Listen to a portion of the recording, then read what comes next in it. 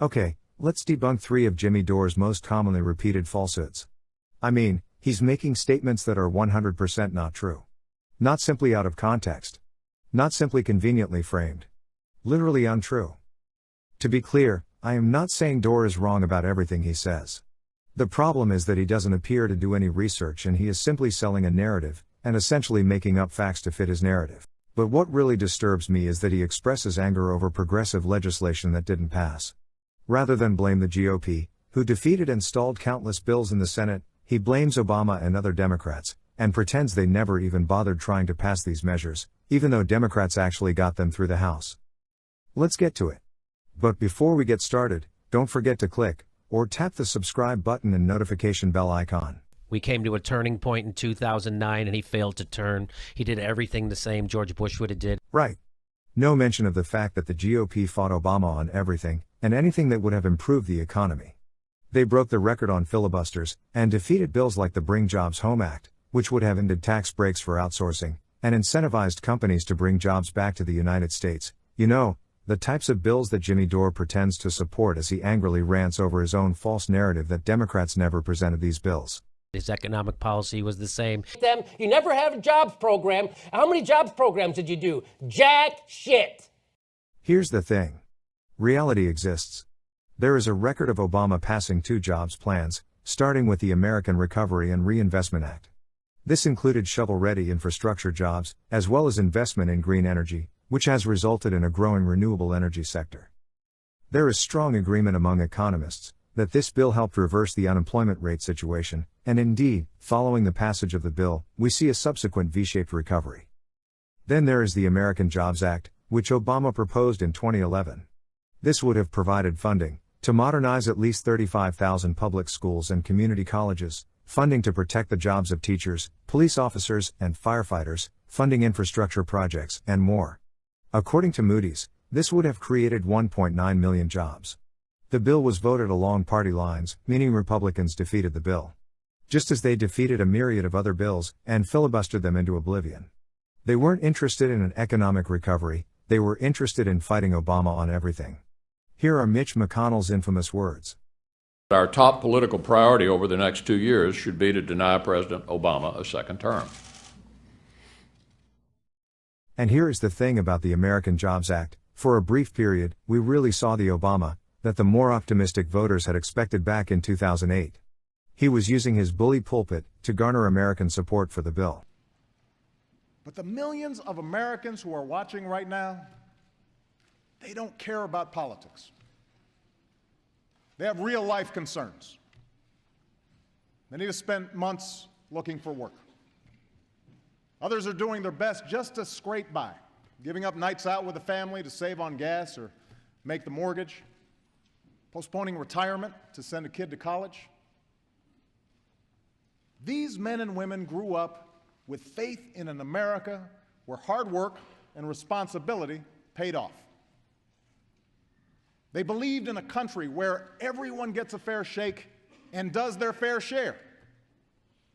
Where if you stepped up, did your job, and were loyal to your company, that loyalty would be rewarded with a decent salary and good benefits. Maybe a raise once in a while. If you did the right thing, you could make it. Anybody could make it in America. And for decades now, Americans have watched that compact erode. They have seen the decks too often stacked against them. And they know that Washington has not always put their interests first.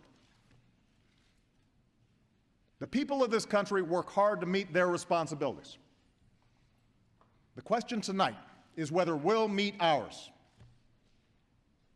The question is whether, in the face of an ongoing national crisis, we can stop the political circus and actually do something to help the economy.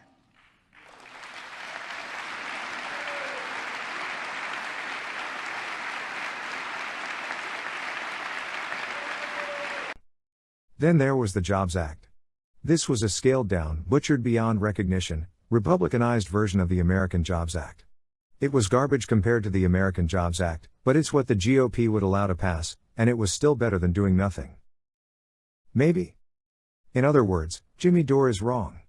And I find it hard to believe that he doesn't know about these bills, or that the GOP was doing everything in their power to stall progress.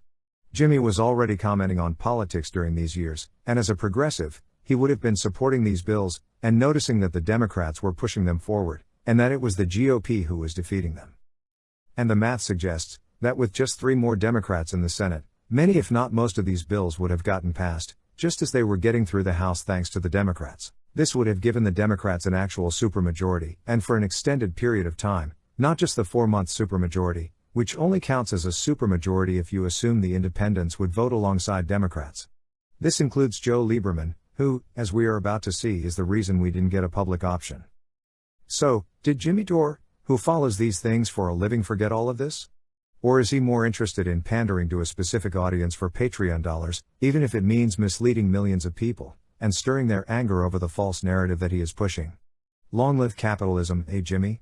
He codified George Bush's tax cuts and made them permanent. George Bush couldn't do that. Obama raised the top marginal tax rates as well as the maximum capital gains tax rates. Trump would then lower them, of course, as well as slash the corporate tax rates to 60% of their previous levels, increasing the number of corporations who would pay $0 in federal taxes. So, what is Jimmy Dore talking about when he claims that Obama made Bush's tax cuts permanent? He's referring to the fact that households making less than $400,000 a year got to keep their tax cuts under that legislation. To be clear, there is nothing stopping a future Congress from changing this, and therefore this isn't really permanent. But it makes for a nice sound bite, especially when you imply that these were tax cuts for the 1%. Then there was Obama's Buffett rule, which proposed a 30% minimum tax on people making more than $1 million a year. This was named after billionaire Warren Buffett. He had recently popularized the fact that he paid a lower tax rate than his secretary, who at the time made $60,000 a year. This is due to the fact that capital gains are taxed at a far lower rate than incomes. This bill made it through the House, and in the Senate, you guessed it. The GOP filibustered it. And by the way, we would have had Romney care whether Barack Obama was elected or not. No, we would not. This should be obvious given the fact that the GOP has resisted Obamacare and has worked tirelessly to defeat the bill, which has all but died a death of 1,000 cuts. But more on this later. Because the insurance companies and the pharmaceutical companies wanted it. That's why we got Obamacare. That's why. And we didn't get a public option. Because his donors didn't want it. Right, I guess the health insurance and pharmaceutical companies were too stupid to notice that the Democrats passed a health insurance plan with a public option through the House, and that every Senate Democrat appeared to be on board with the public option, which was only scrapped after Senator Lieberman swore to join Republicans in filibustering the bill, if it included a public option. Finally, we have less than a minute left. The House passed health care. What do you think of the bill they passed? And do you still intend, if there is a public option and if there's this tax on so-called Cadillac health plans, will you support a Republican filibuster on final passage in the Senate? Well, there's some good things in the House passed plan. You know, I think we ought to do health care reform this year to deal with the 2 great problems that President Obama and others have talked about. There are unsustainable, continuing increases in the cost of health care. We've got to stop that. And there are millions of Americans who don't have health insurance. But I'm afraid that our colleagues in the House added a lot onto that subtract from the genuine purposes of health care reform. And one was to create a public option plan. The public option plan is unnecessary. It has been put forward, I'm convinced, by people who really want the government to take over all of health insurance. They got a right to do that. I think that would be wrong. But then again, there isn't much of a Patreon market for diving into details and lambasting specific politicians who've sabotaged bills. That's too cerebral, painstaking, and boring, and doesn't get people's dopamine levels fired up, as they build resentment over a false narrative that you're feeding them. It's also public information that Senators Chuck Schumer and Jay Rockefeller made last-minute attempts to introduce amendments to include a public option before the signing of the bill. This is easy to find out, unless you're Jimmy Dore. So, again, everything points to a big failure, Barack Obama. He had no vision, didn't know how to use the bully pulpit. He had no vision. What was his big ideas? What was his big idea after he did Romney Care? Romney Care. He didn't do single payer. He didn't do Medicare. He did Romney Care. Okay, let's tackle this Romney Care talking point. No GOP president would have signed Obamacare into law. This should be obvious given the fact that the GOP resisted Obamacare, and that Trump and the rest of the GOP have been destroying Obamacare over the last few years. Jimmy Dore is calling it Romney Care, due to the final bill's similarity, to the bill that Mitt Romney passed as governor of Massachusetts a few years before. What Dore is admitting is that regionally, Northeastern Republicans are quite reasonable, for Republicans that is.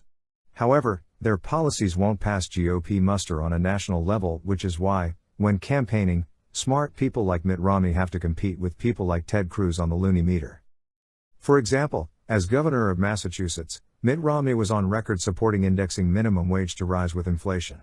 Here he is being asked about it, and him giving the politically expedient answer, by not answering whether he'd support this as president. I know in New Hampshire that they work to scale back minimum wage, and I haven't heard you talk about minimum wage on the trail. I was wondering what your position is. My view has been to allow the minimum wage to rise with the CPI or with another index so that it adjusts automatically over time. So you'd support that as president? I've already indicated that when I was governor of Massachusetts, that was my view. Thanks. Can you imagine any GOP president pushing this? Obviously not. Sometimes Dore alludes to the fact that it's the Heritage Foundation who wrote much of the concept for the Affordable Care Act. This is supposed to prove that this makes Obamacare a right-wing plan.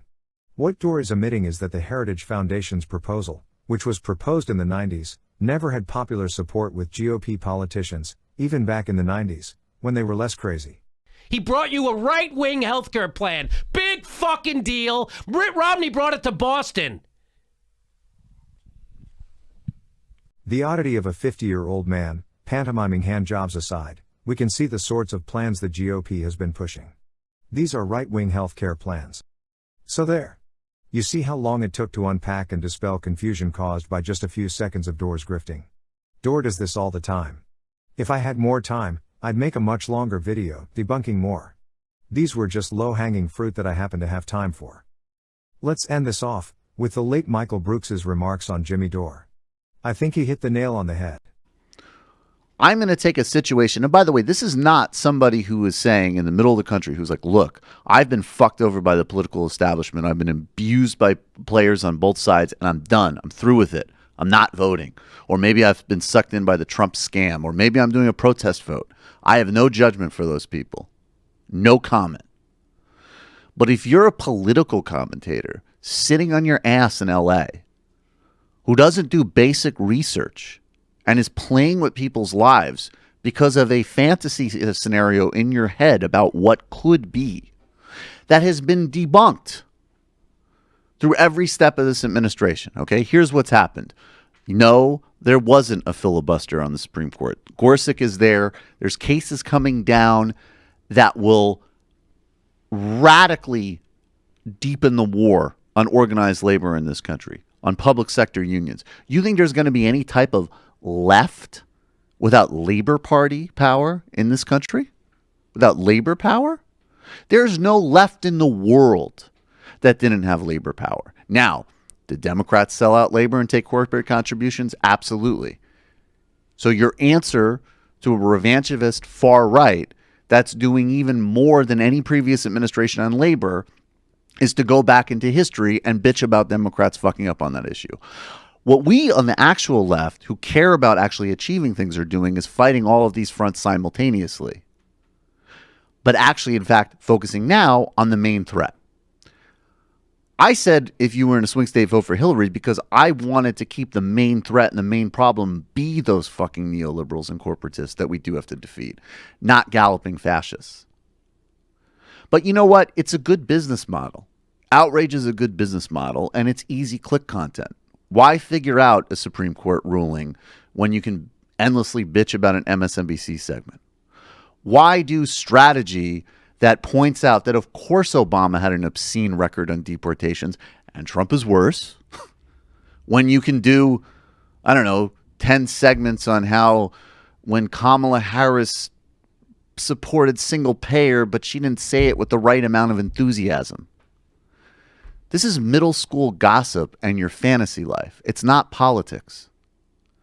I was on Jimmy's show once, and he was doing this riff before the election. And I went with him on a lot of this shit. Yeah, Hillary was terrible. Hillary was terrible on war. She was terrible on corporations. She had a terrible record on everything from race to welfare. We know this. And then I would just drop these seeds. Well, difference, Iran deal. There's a difference. DACA.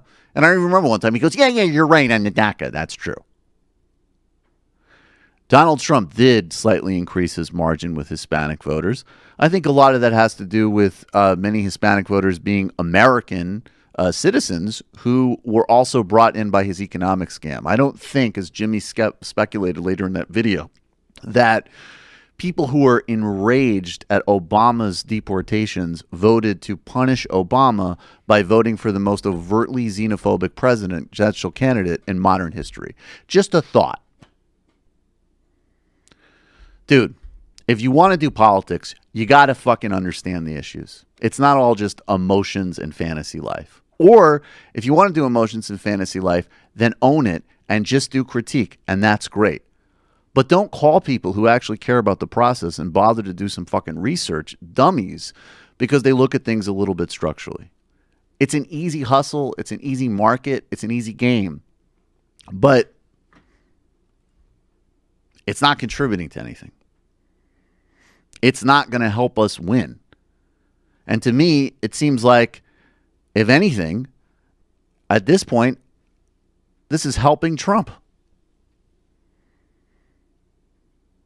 If we have to fight neoliberals, we have to fight Trump, we have to fight establishment Democrats, we have to deal with the corporate hegemony, we have to deal with ideological conformity of a global elite, do we really need to spend our time on YouTube just giving people dumb emotional releases? Or actually help them think about how they actually get power? And I know that was spoken like a true fucking corporate sellout. Get the fuck out of here, man. Do some research. Get serious. And don't be a coward. You didn't mention my name. You haven't had Sam on your show. Engage.